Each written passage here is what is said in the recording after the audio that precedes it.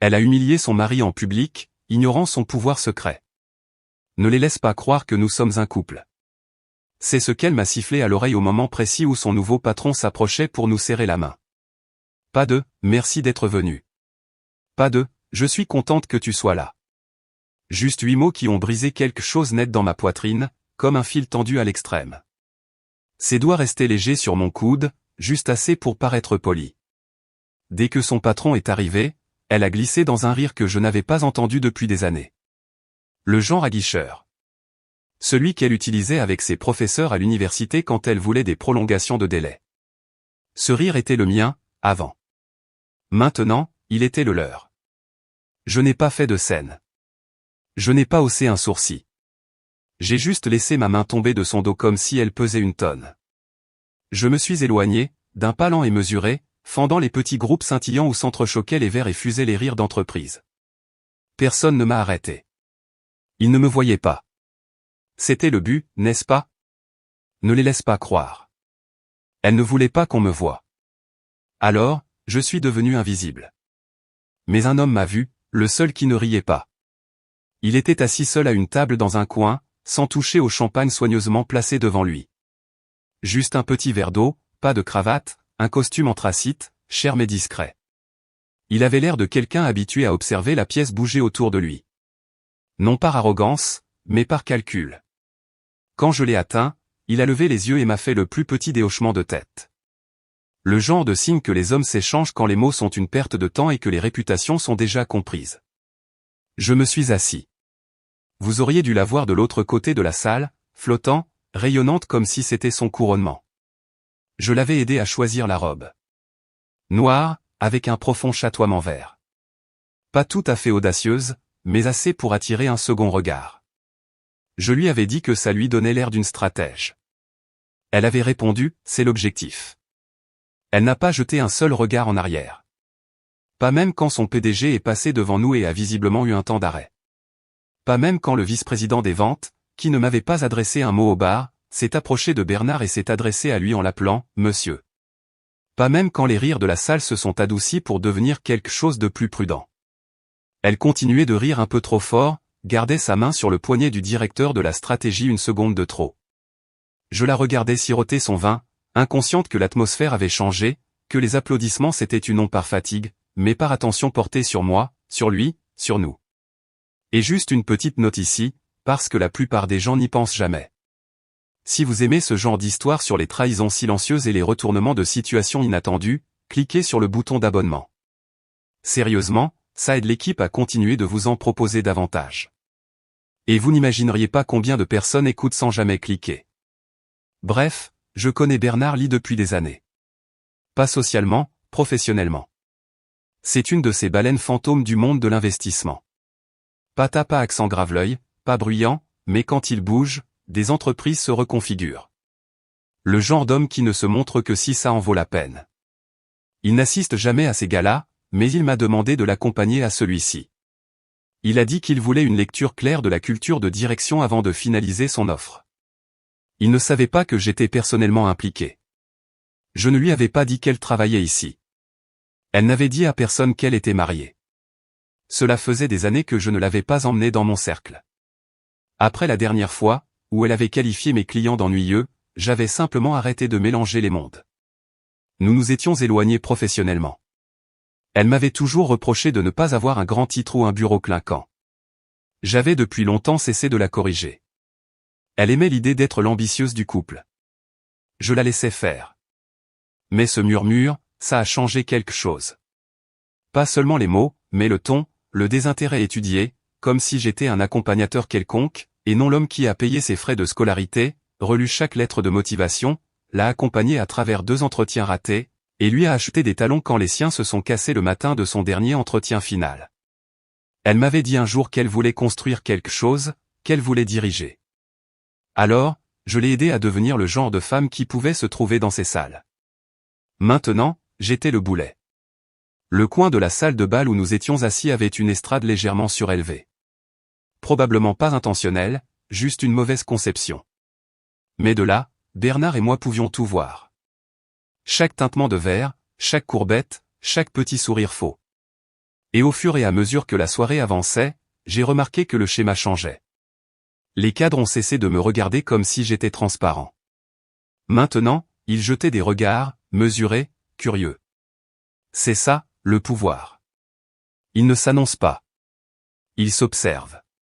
Bernard n'a pas dit un mot pendant la majeure partie de la soirée. Il se contentait d'observer. De temps en temps, il demandait « C'est qui, celui-là » Je répondais avec un nom, un parcours, ma voix basse, sans émotion. Je faisais ce qu'on m'avait demandé, évaluer l'intégrité de la culture de direction. Je ne m'attendais simplement pas à ce que le cancer me soit familier. Quand le dessert est arrivé, il s'est tourné vers moi et a demandé « Faites-vous confiance à son jugement ?» Je n'ai pas regardé dans sa direction. J'ai juste siroté ma boisson et dit « Plus maintenant ». Et c'est là que je l'ai vue. Elle se présentait à un autre investisseur, superposant les histoires, mettant l'accent sur ses victoires de projet, son alignement culturel rapide. Et pour la première fois de la soirée, elle a levé les yeux et a vu où j'étais assis et avec qui. Ses yeux se sont figés, sa bouche s'est entr'ouverte, et le sourire est resté sur son visage, maladroit, involontaire, pendant que son cerveau rattrapait son retard. J'ai incliné légèrement mon verre, juste assez pour accuser réception.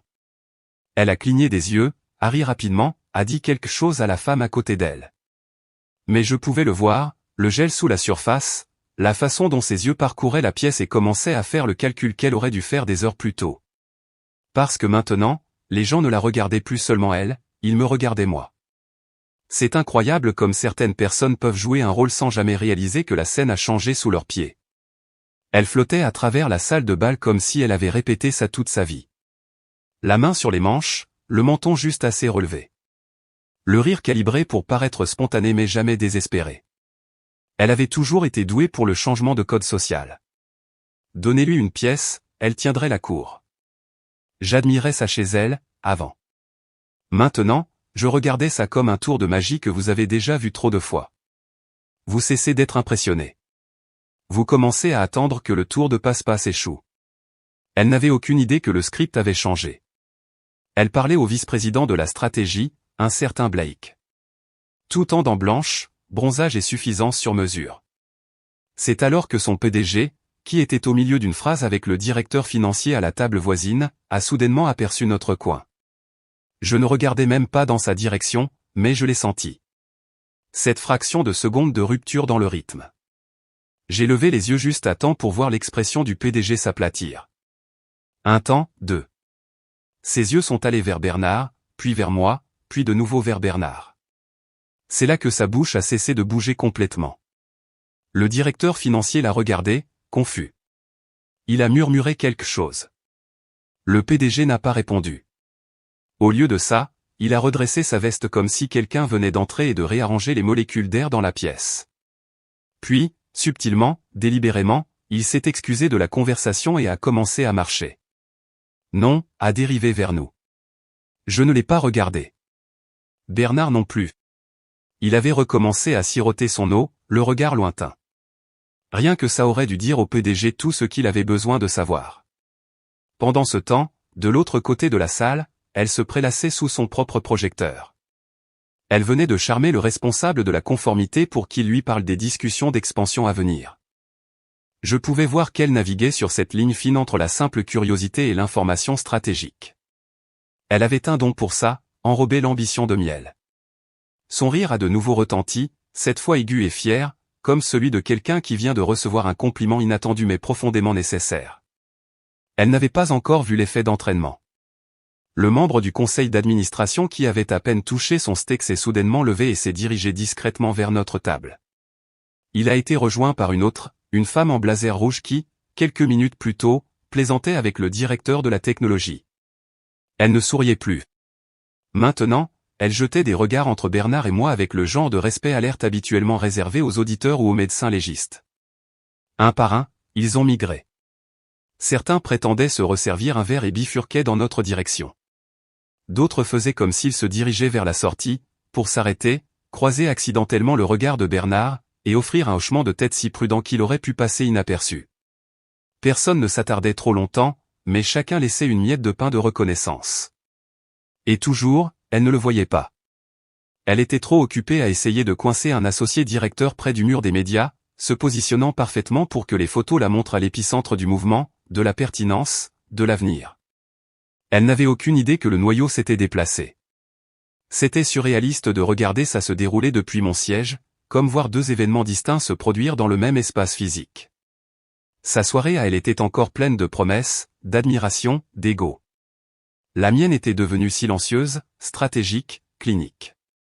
Bernard a finalement repris la parole, assez bas pour que je sois le seul à entendre. Elle se présente bien, mais elle n'écoute pas, je n'ai pas répondu. Je n'en avais pas besoin. Il avait raison. Il l'avait toujours eu. La vérité, c'est que je la protégeais de ce monde. Pendant des années, je ne l'avais jamais emmenée au briefing stratégique, au séminaire de conformité ou au week-end avec les investisseurs. Elle n'était pas faite pour ces salles. Des salles où la voix la plus forte est généralement la moins pertinente. Où la réputation n'entre pas, elle observe. Où une phrase mal placée résonne dans des couloirs dont vous ne soupçonnez même pas l'existence. Elle ne voyait pas ce genre de pouvoir parce qu'elle ne pouvait pas l'imaginer fonctionner en silence. Elle s'était habituée, confondant visibilité et influence. Et maintenant, elle était entourée des deux, mais ne pouvait pas faire la différence. Un léger carillon a résonné des haut-parleurs de la salle. Changement de programme. Un mot de bienvenue formel du PDG allait bientôt commencer. Les lumières ont légèrement baissé et les gens ont commencé à se diriger vers leurs tables assignées. C'est à ce moment-là qu'elle a finalement regardé de nouveau vers notre coin. Son expression a tressailli. Elle s'attendait clairement à me voir bouder près du bar ou à bredouiller des banalités gênantes avec la table des conjoints. Au lieu de cela, j'étais assis confortablement, presque nonchalamment, à côté d'un homme qu'elle n'avait même pas pris la peine de saluer en entrant. Et maintenant, cet homme était flanqué de deux membres du conseil d'administration. Elle a regardé le PDG qui était maintenant figé à mi-chemin entre la scène et notre coin. Indécis, en sueur. Son sourire avait disparu. Il n'était plus l'hôte. Il réagissait. Ses sourcils se sont froncés une demi-seconde. Calculant, elle a ajusté sa posture, lissé sa robe, a fait un pas vers nous, puis s'est arrêtée.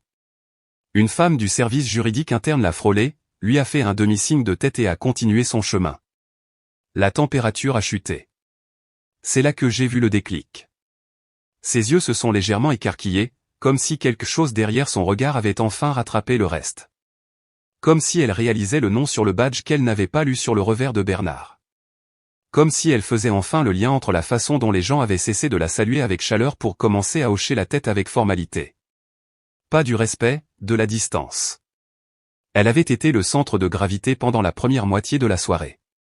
Mais maintenant, l'orbite changeait et elle ne connaissait plus les règles de ce système solaire. Plus maintenant. 3 semaines avant ce gala, j'étais dans une pièce complètement différente. Moquette grise, stérile et silencieuse, avec pour seul bruit le souffle d'une bouche d'aération et le bourdonnement d'une imprimante qui n'avait pas fonctionné depuis mars. Ce n'était pas glamour. Ce n'était pas public, mais ce furent les 6 heures les plus importantes que cette entreprise ait connues en une décennie. Un de mes amis de l'université, Samir, devenu un monstre discret dans le domaine du risque d'entreprise, m'avait appelé un dimanche. Pas de politesse, juste, tu fais toujours des dossiers en salle blanche. C'était un code, le genre que l'on ne comprend que si l'on a déjà été la personne qu'un conseil d'administration appelle lorsque la surveillance interne échoue et que des poursuites judiciaires se murmurent à la porte. Il n'avait pas besoin de quelqu'un pour régler un désastre de relations publiques. Il avait besoin de quelqu'un pour s'assurer que la SEC ne se pointerait jamais. Alors, j'ai fait ce que je fais. Je suis entré discrètement. Pas de badge, pas de fonction officielle, même pas une facture traçable. Le dossier sur lequel j'ai travaillé n'est pas passé par le service juridique. Il était crypté, sans marque, et transmis via une clé USB que je n'ai toujours pas reformatée. Ce que j'ai trouvé n'était pas criminel, mais c'était négligé. Reclassification immobilière, protocole d'intégration des clients inappropriés, quelques pratiques de remise agressive aux fournisseurs qui n'étaient techniquement pas encore des violations, mais qui auraient soulevé des drapeaux rouges lors d'une vérification préalable à une fusion. Le genre de choses qui ne font pas les gros titres, mais qui peuvent faire capoter un accord si quelqu'un avec le bon œil commence à poser les mauvaises questions. J'ai nettoyé, reconstruit la chaîne de responsabilité interne, créé une narration de conformité parallèle qui pourrait être déployée si nécessaire, mais qui ne serait pas signalée si elle était enfouie. Pour cela, j'ai été très bien payé. Et au lieu de la paperasse habituelle, on m'a offert quelque chose de plus intéressant, une invitation privée. Bernard lit lui-même finalisait une acquisition en plusieurs étapes qui donnerait à son groupe d'investissement une participation majoritaire dans l'entreprise. Mais avant que la dernière tranche ne soit signée, il voulait assister à un événement, un gala pour observer, non pas les présentations ou les mises à jour trimestrielles, mais la culture de direction. Il voulait un fantôme dans la pièce, quelqu'un qui avait déjà vu le squelette et qui avait maintenant besoin de sentir le pouls. J'ai dit oui. Je n'avais pas prévu de le lui dire. Pourquoi l'aurais-je fait? Elle ne savait plus ce que je faisais vraiment. Pas depuis des années. Pour elle, j'étais consultant, un mot vague et non menaçant qui me gardait hors de son ombre compétitive. C'était plus simple comme ça. Elle aimait être l'ambitieuse. Je la laissais faire. Elle ne m'avait jamais demandé une seule fois qui étaient mes clients. Jamais fait le lien que les gens avec qui je travaillais pouvaient acheter et vendre les entreprises qu'elle rêvait de démarcher. Alors, quand elle a obtenu ce poste, son rôle de rêve, je l'ai félicité, l'ai aidé à choisir des tenues, à s'entraîner pour des entretiens simulés, et quand elle a reçu la lettre d'offre, je n'ai pas mentionné le nom dans le coin supérieur droit. Je n'ai pas mentionné que la société holding de Bernard possédait déjà une participation minoritaire, ni qu'ils étaient sur le point de devenir ses vrais patrons. J'y ai pensé quelques fois, à le mentionner, mais ensuite elle a commencé à glisser de petites piques dans nos conversations. Comment elle aimerait que je sois plus enthousiaste à propos des choses. Comment certaines personnes ne sont pas faites pour la croissance. Elle disait ça en riant, en me frôlant l'épaule comme si c'était une blague qui, d'une manière ou d'une autre, faisait juste assez mal. Alors, je n'ai rien dit.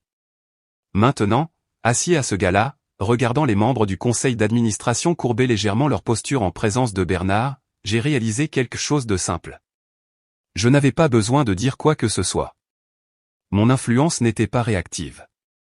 Elle était déjà là, préinstallée. Sa phrase, « Ne les laisse pas croire que nous sommes un couple », n'était pas l'étincelle.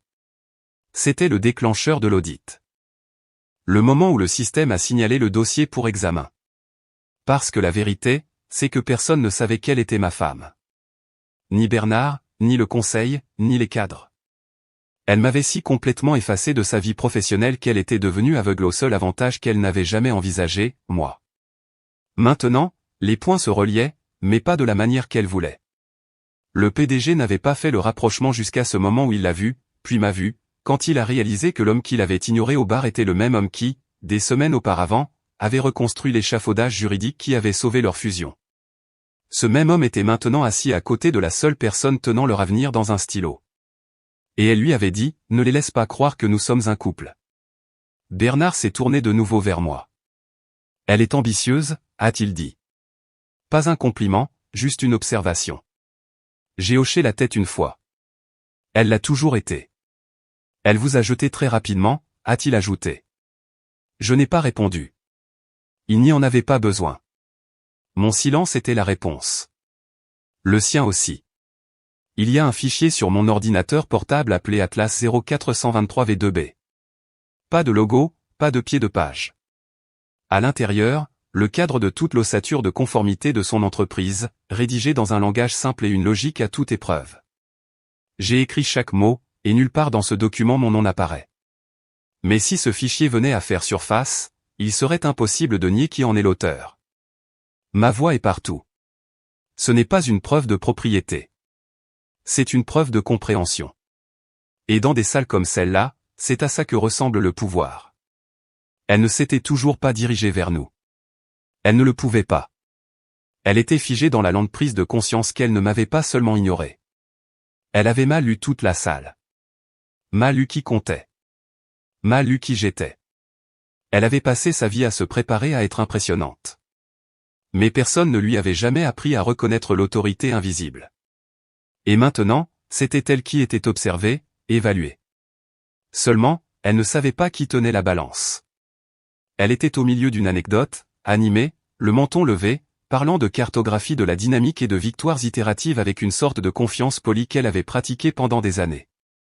Le cadre en face d'elle, Glenn ou Greg, ou quelque chose d'aussi fade, hochait la tête comme s'il en comprenait la moitié. Ce n'était pas le cas, mais peu importait. Elle n'avait pas besoin qu'ils comprennent. Elle avait besoin qu'ils se souviennent d'elle, de son nom, de son énergie, de son potentiel. Et puis le PDG est apparu à côté d'elle comme un fantôme avec une affaire inachevée. Son visage était pâle, pas d'une pâleur maladive, d'une pâleur de salle de conseil, le genre de couleur qui suit une prise de conscience dans des environnements à haut risque. Quand un seul faux pas peut vous coûter une chaise, un vote, une carrière. Il n'a pas interrompu avec urgence ou volume, juste avec sa présence, immédiate, ancrée. Elle s'est tournée vers lui au milieu de sa phrase, sa voix toujours en plein vol. Et c'est là que j'ai réalisé que la matrice d'intégration avait sauté. Oh, salut Matt. J'expliquais juste. Mais Matt ne la regardait pas.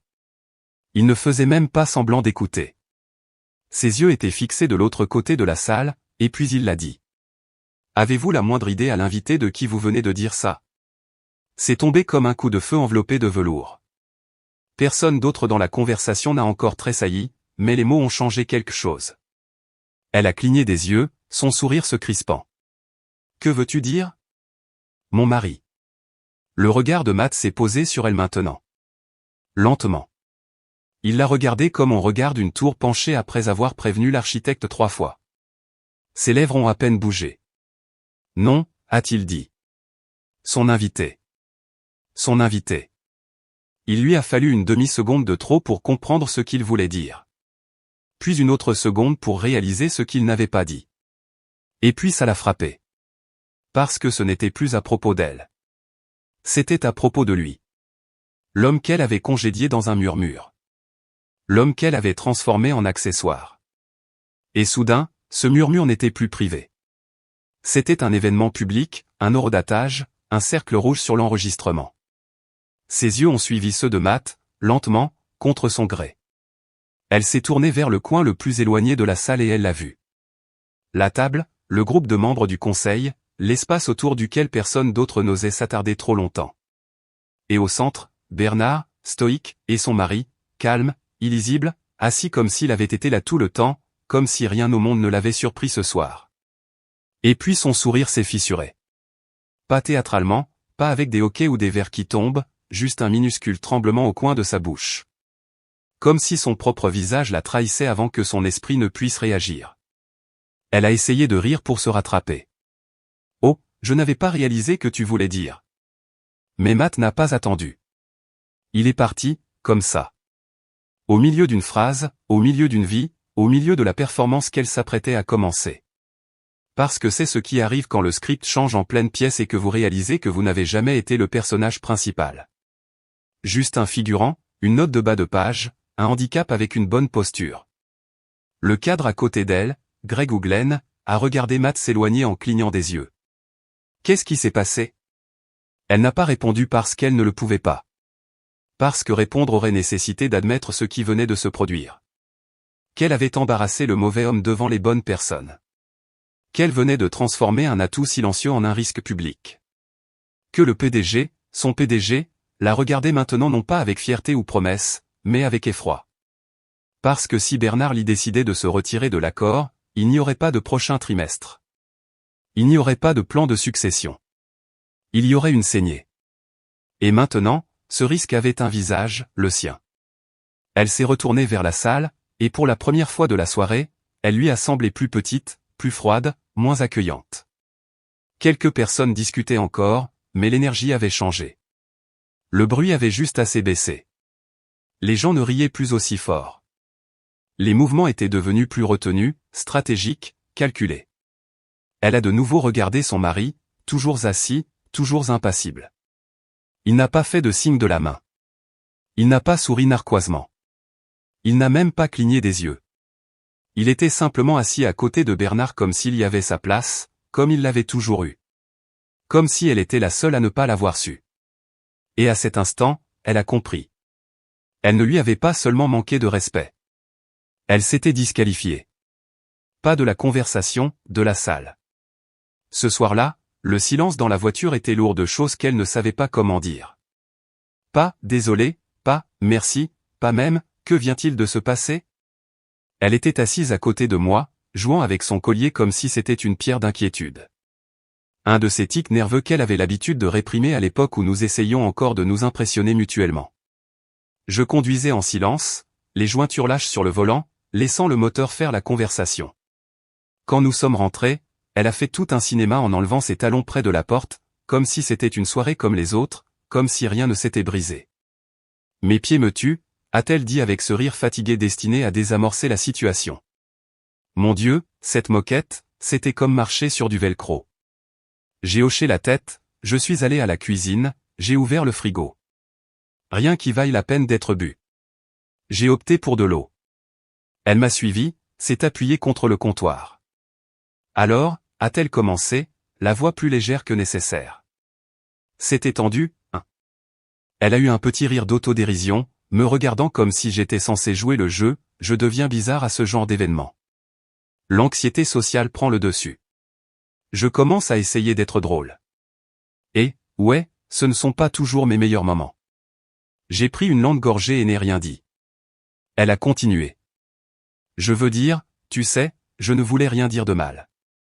J'essayais juste de faire bonne impression. C'est tout politique dans cet environnement, non? Il faut savoir lire la salle. Se fondre dans la masse. Même, ai-je murmuré, puis j'ai posé mon verre et je suis passé devant elle pour aller dans le salon. Elle m'a suivi un peu trop vite. Chérie, allez. Tu n'es pas sérieusement fâché.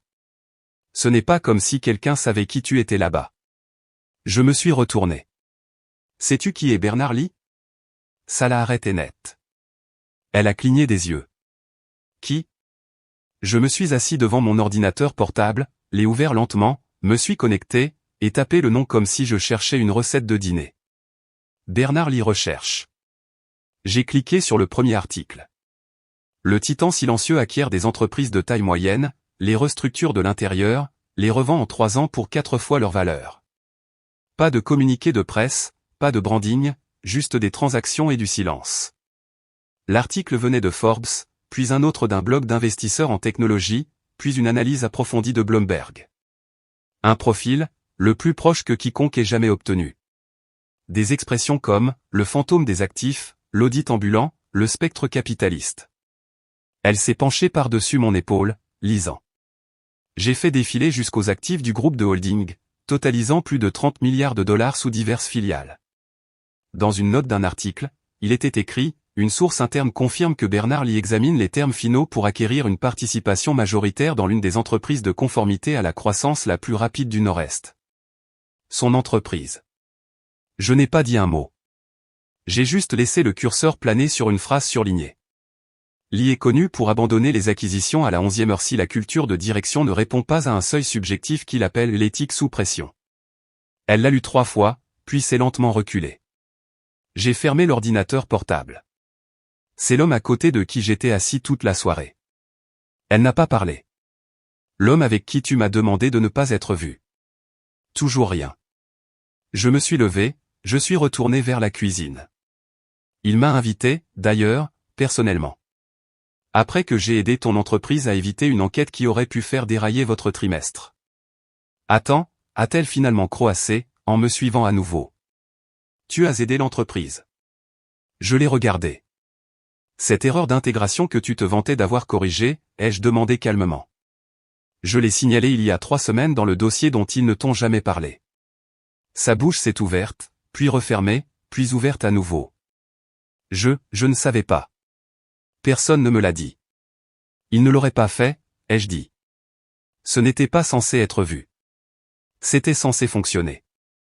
Elle avait l'air de quelqu'un qu'on venait de débrancher.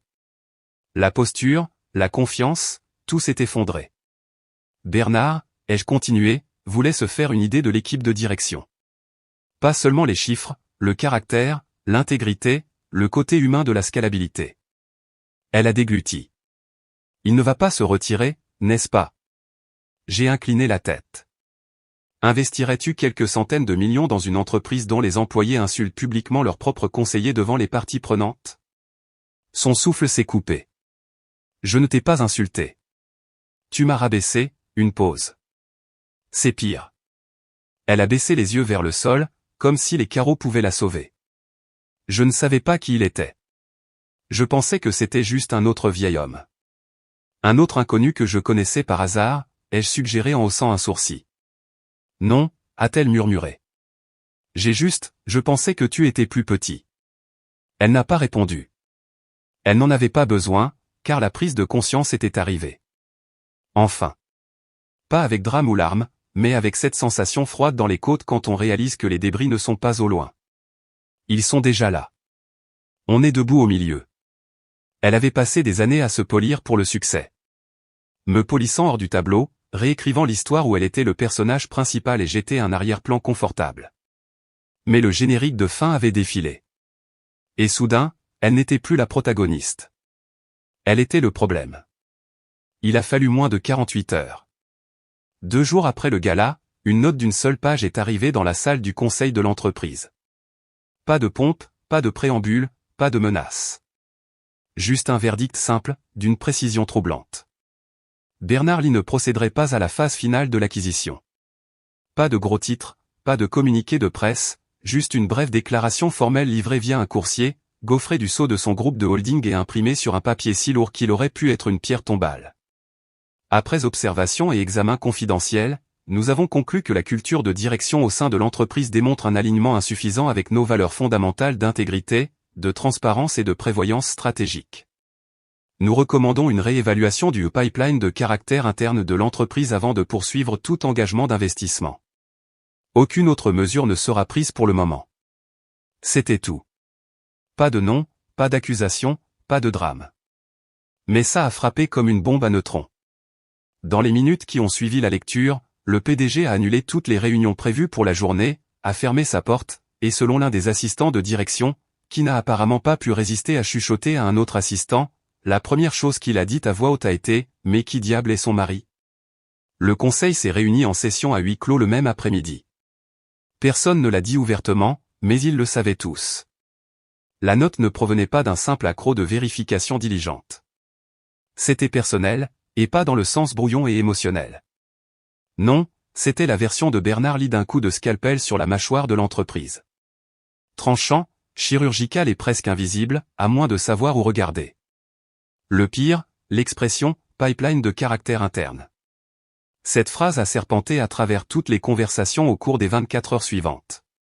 Personne ne voulait l'admettre, mais tout le monde essayait de décoder qui Bernard avait rencontré, quel visage il avait vu en écrivant ces mots, quelle bouche avait prononcé juste assez de stupidité pour faire s'évaporer 300 millions de dollars. Il n'a pas fallu longtemps avant que son nom ne commence à faire surface. Pas officiellement, pas par écrit, mais dans les emails, les fils de discussion Slack, les pauses à la machine à café, les conversations qui s'arrêtaient dès qu'elle entrait dans une pièce. L'équipe de direction avait commencé à passer au peigne fin chaque interaction du gala, examinant les enregistrements vidéo, les photos, les plans de table et les journaux audio. L'entreprise avait des micros de sécurité près des zones VIP légalement, discrètement, juste en cas de responsabilité. Et puis est venu l'enregistrement. Cette phrase, ne les laisse pas croire que nous sommes un couple, capturé en haute qualité, en plein murmure, ponctué de son rire doux et d'un sourire qui semblait maintenant grotesquement répété. On pouvait entendre la confiance, le mépris, le ton même contre lequel la lettre de Bernard mettait en garde. À midi, les RH l'avaient reçu. À 14 heures, le service juridique était dans la boucle. À 16h30, une enquête formelle sur le climat interne était lancée. Publiquement, elle était encore intacte. Pas de mais, pas de note de service. Elle parcourait les couloirs comme si rien n'avait changé. Toujours élégante, toujours confiante, récitant toujours sa valeur dans les réunions avec une pointe d'urgence. Mais tout avait changé. Son PDG ne pouvait plus la regarder dans les yeux. Le directeur de la stratégie avait cessé de la mettre en copie de ses emails. L'un des stagiaires qui l'idolâtrait autrefois a demandé à être réaffecté à un autre projet sans explication. Les murs ne se refermaient pas. Ils s'étaient déjà refermés. Elle ne l'avait juste pas encore réalisé. Quand elle l'a finalement compris, 2 jours après la note, alors qu'elle se tenait devant l'imprimante, regardant le toner tourner sans fin sans imprimer, elle a sorti son téléphone et m'a appelé. Pas de salutation, juste un souffle. C'est à cause de moi. Je n'ai pas demandé de quoi il s'agissait. Je n'ai pas fait semblant d'être confus.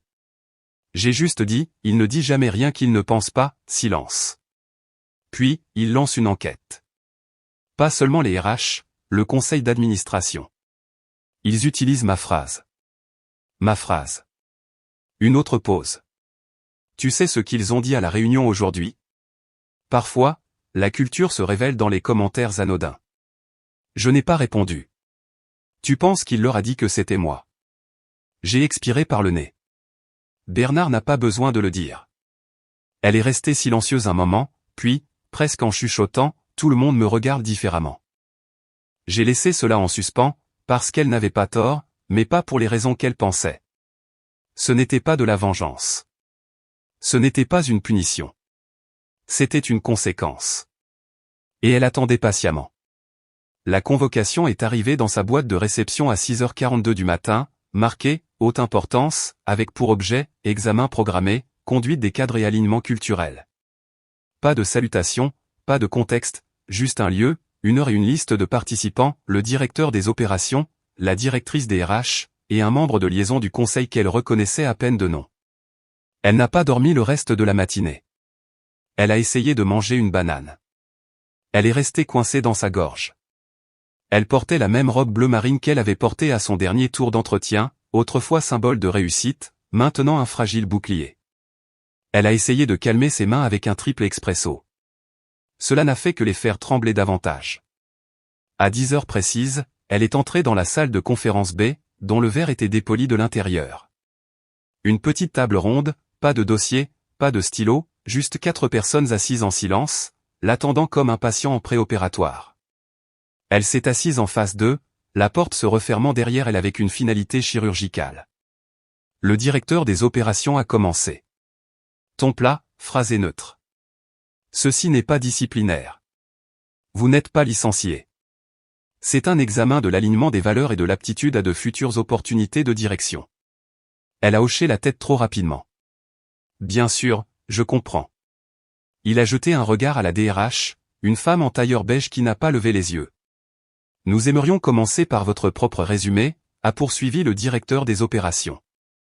Comment percevez-vous votre conduite au gala de la semaine dernière? Sa gorge s'est nouée. Elle avait répété ça. Je crois que j'ai représenté l'entreprise avec enthousiasme, a-t-elle commencé, la voix tendue, et un sens de l'investissement personnel. J'ai établi des liens avec de multiples parties prenantes. Et avez-vous dit, a interrompu la responsable des RH sans lever les yeux, à un invité de l'événement, ne les laisse pas croire que nous sommes un couple? La phrase a atterri comme une gifle d'une main froide. Elle a cligné des yeux. Ah, oui, mais c'était dit en plaisantant. Qui était l'invité? Elle a hésité. Mon mari. Qui était assis à côté de Bernard Lee?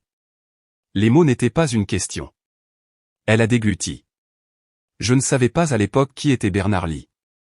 Le membre de liaison du conseil, un homme aux yeux fatigués et avec un stylo bleu qu'il n'a jamais utilisé, a finalement parlé. Savez-vous pour qui votre mari a été consultant par le passé? Elle a ouvert la bouche, l'a refermée. Je ne suis pas sûr.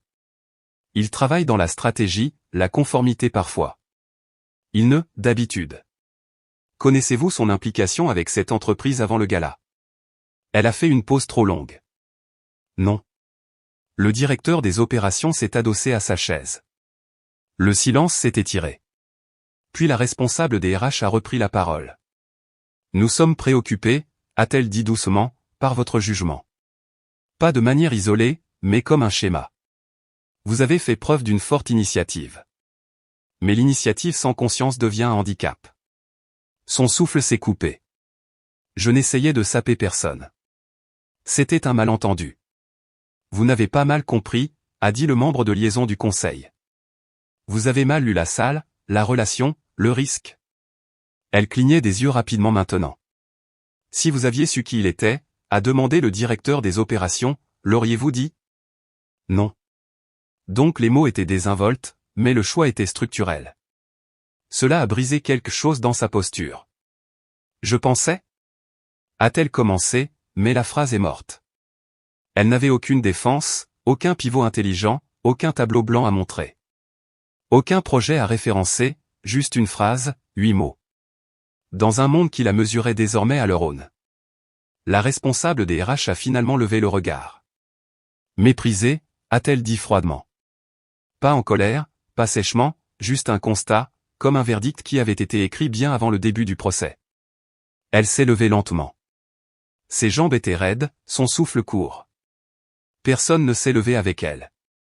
Personne ne lui a offert une poignée de main. Elle a ouvert la porte elle-même, l'a refermée derrière elle. Et à l'extérieur, derrière la vitre, le bureau continuait sa vie. L'entreprise ne s'était pas effondrée, elle s'était juste ajustée, sans elle. Il n'a pas dit un mot quand il est entré ce soir-là. N'a pas demandé comment s'était passé l'examen. N'a pas offert un verre de vin. A simplement traversé la maison comme si c'était une chambre d'hôtel où il était resté trop longtemps. A ouvert le placard du couloir. A sorti le sac de voyage noir qu'il disait toujours détester utiliser. Ça fait trop définitif. Et l'a ouvert avec un bruit qui l'a fait tressaillir. Elle regardait depuis le seuil de la porte. Je ne me fais pas virer, a-t-elle dit, la voix faible, comme si cela pouvait changer le cours de ce qui était déjà en mouvement. Il a plié 2 chemises, les a roulées militairement. Aucun mouvement gaspillé. Ils disent que c'est juste une pause, a-t-elle ajouté. Un processus d'alignement, c'est tout. Il a placé une brosse à dents et un kit de rasage à côté des chemises, s'est arrêté seulement pour fermer la poche intérieure en filet, puis a attrapé ses chaussures de course, celles qu'elle lui avait offertes à Noël dernier et qu'elle ne l'avait jamais vu porter. Tu fais vraiment ça pour une seule phrase? Ça l'a finalement fait s'arrêter. Il s'est retourné, l'a regardé dans les yeux. Non, a-t-il dit. Je fais ça parce que tu le pensais. Elle a ouvert la bouche, sur la défensive, mais il a levé un doigt, pas en colère, juste assez pour stopper toute excuse qui allait sortir. Tu n'as pas dit ça parce que tu étais nerveuse. Tu ne l'as pas dit par accident. Tu l'as dit parce qu'à ce moment-là, tu ne voulais pas être associé à moi. Et pas seulement parce que tu ne savais pas avec qui j'étais assis, mais parce que tu pensais que j'étais personne. Il a fermé le sac. Le bruit a fendu le couloir comme un coup de marteau de juge. Et ça, a-t-il ajouté, c'est qui tu es maintenant. Elle a reculé, les bras croisés. Je t'ai soutenu, a-t-elle dit. Tout ce que j'ai fait. Non. Tout ce que tu as fait, c'était pour toi. J'étais juste un meuble. Tu es cruel. Non, a-t-il dit calmement. La cruauté aurait été de dire à Bernard ce que tu as dit alors qu'il était encore en train de signer le chèque. Elle est devenue silencieuse. Il est passé devant elle. Elle s'est retournée, le suivant. Tu vas juste partir?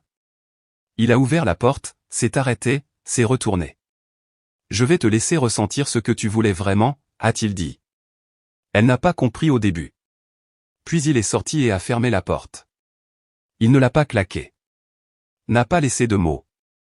N'a pas laissé sa clé. Il est juste parti. Elle a fixé la porte pendant un long moment. Puis a regardé autour de la maison. Son manteau parti, son sac, sa présence. Et ça l'a frappé. Pas comme un coup de tonnerre, mais comme une lente glace. Ce froid rampant qui commence dans la colonne vertébrale et se propage vers l'extérieur. Elle lui a envoyé un texto cette nuit-là, 3 mots. Tu m'as ruiné. Pas de réponse pendant 2 heures. Puis finalement, l'écran s'est allumé. C'est toi qui t'es présenté. Pas de ponctuation, pas d'émotion, juste un miroir tendu vers son visage. Elle l'a relu 5 fois et a réalisé qu'elle n'avait aucune idée de qui elle regardait désormais. C'était un mardi, couvert, humide, sans vent. Le genre de journée qui ne s'engage à rien, qui flotte juste dans l'air comme une mauvaise nouvelle en attente de tomber. La réunion trimestrielle des actionnaires n'était pas censée être dramatique. Ces choses l'étaient rarement. Il y aurait des graphiques, quelques applaudissements polis, peut-être une diapositive sur une nouvelle initiative avec un branding que 5 agences avaient mis 3 mois à ruiner. Elle avait préparé une présentation, élégante, stratégique, tournée vers l'avenir. Elle connaissait les indicateurs de croissance de l'entreprise mieux que la plupart des membres de l'équipe de direction, et elle s'était même positionnée comme une responsable potentielle pour un nouveau sous-comité ESG. Ce n'était pas confirmé, mais les gens l'avaient laissé entendre. Jusqu'à ce qu'elle entre dans la salle du conseil et voit que son nom n'était pas du tout sur la liste des intervenants. Sa présentation, disparue, remplacée par une seule diapositive de substitution, examen de la structure organisationnelle, a déterminé. Elle s'est assise en silence alors que la réunion commençait. Personne ne la regardait, pas même Matt, le PDG qui lui demandait autrefois son avis sur chaque décision de branding, qui hochait la tête de l'autre côté de la salle pour son approbation pendant les questions-réponses. Maintenant, il parcourait ses notes, clignait des yeux trop souvent et n'a jamais croisé son regard. Les mises à jour des rapports ont défilé, les graphiques, les indicateurs de croissance, la diapositive avec les visages du pipeline de leadership émerge. Sa photo y était avant, maintenant elle n'y était plus. Pas d'annonce, pas d'explication, juste manquante, remplacée par un flou de nouvelles recrues. Certaines qu'elle avait encadrées, d'autres qu'elle avait ignorées. Son souffle s'est coincé quelque part derrière ses côtes. Elle a vérifié son téléphone sous la table. Un nouvel email. Objet, réalignement interne, de la part du partenaire commercial RH. Corps du message, avec effet immédiat, NOM censuré sera réaffecté à l'audit interne et à l'observation de la conformité en attendant un examen complet de l'alignement culturel. Elle ne participera à aucun engagement avec des parties prenantes externes jusqu'à nouvel ordre. Veuillez diriger toutes les demandes des investisseurs ailleurs. Merci pour votre professionnalisme continu. Pas de salutation, pas de signature, juste une lame de rasoir. Elle a fait défiler jusqu'à la liste des destinataires en copie. Dis non, tous des cadres supérieurs. Tous savaient. Elle a quitté la réunion plus tôt, prétextant un appel. Personne ne l'a arrêtée. Personne n'a posé de questions. Le lendemain, son bureau a été déplacé. Pas physiquement, mais symboliquement. Ses projets ont disparu des tableaux de bord. Les accès aux dossiers partagés ont été révoqués. Son profil Slack a été discrètement ajusté, actuellement en rotation de support. Sa boîte de réception s'est ralentie jusqu'à un filet d'eau. Elle n'était pas licenciée. Ça aurait été propre. C'était pire. Elle était là, présente, avec un badge, comptabilisé, mais effacé. Personne ne la briefait. Personne ne l'invitait aux réunions de planification. Son calendrier, autrefois débordant d'appels d'alignement et de révision de présentation, affichait maintenant 2 éléments, déjeuner et point hebdomadaire avec le liaison RH. Pas de subordonnés, pas de réunion avec les partenaires, pas d'avenir. Elle a contacté un mentor, quelqu'un qui l'a loué autrefois comme étant prête pour le conseil d'administration. La réponse est arrivée un jour plus tard. Courte, polie, froide. Connectons-nous au prochain trimestre une fois que les choses se seront calmées.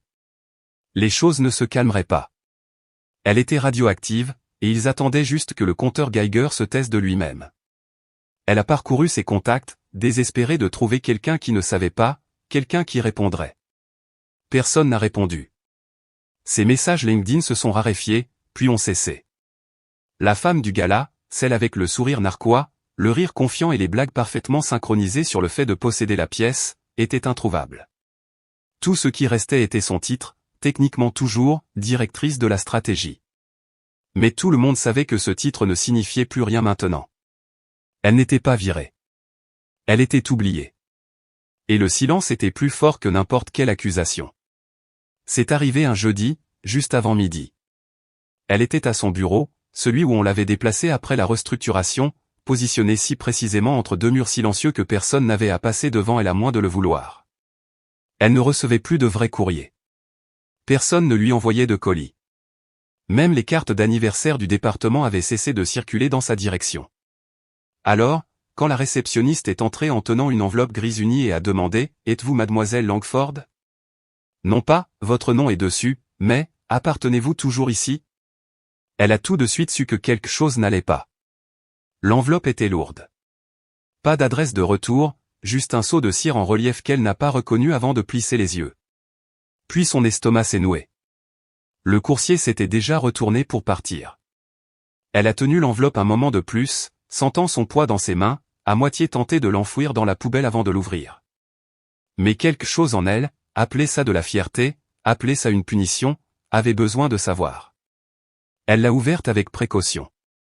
À l'intérieur se trouvait une seule feuille. Pas dactylographié, pas signé, juste un message manuscrit à l'encre foncée. La confiance n'est pas accordée. Elle se remarque. Pas de salutation, pas d'explication.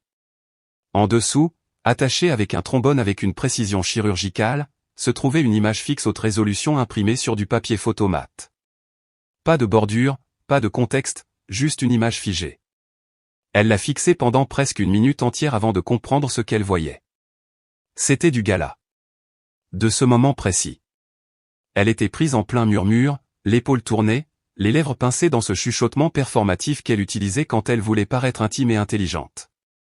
Le photographe, ou la caméra de sécurité plus probablement, l'avait capturé juste au moment où les mots quittaient sa bouche. Son expression était sans équivoque, suffisante, répétée, une femme en plein contrôle de sa narration. Mais ce n'est pas ça qui l'a glacée. C'était l'arrière-plan. Juste derrière elle, clair comme le jour, se tenait son mari, serrant la main de Bernard Lee. Une poignée de main calme, simple, pas ostentatoire, pas théâtrale, mais pleine de reconnaissance. Deux hommes qui savaient ce qu'était vraiment le pouvoir. Et elle était tournée de l'autre côté, chuchotant dans le vide, prétendant comprendre la salle. Ses doigts sont devenus froids. Elle a retourné la page. Au dos de l'image, une seule phrase était imprimée en caractères sérif nets. Le caractère est un invité silencieux, et nous nous souvenons de la façon dont nous sommes traités. C'était tout.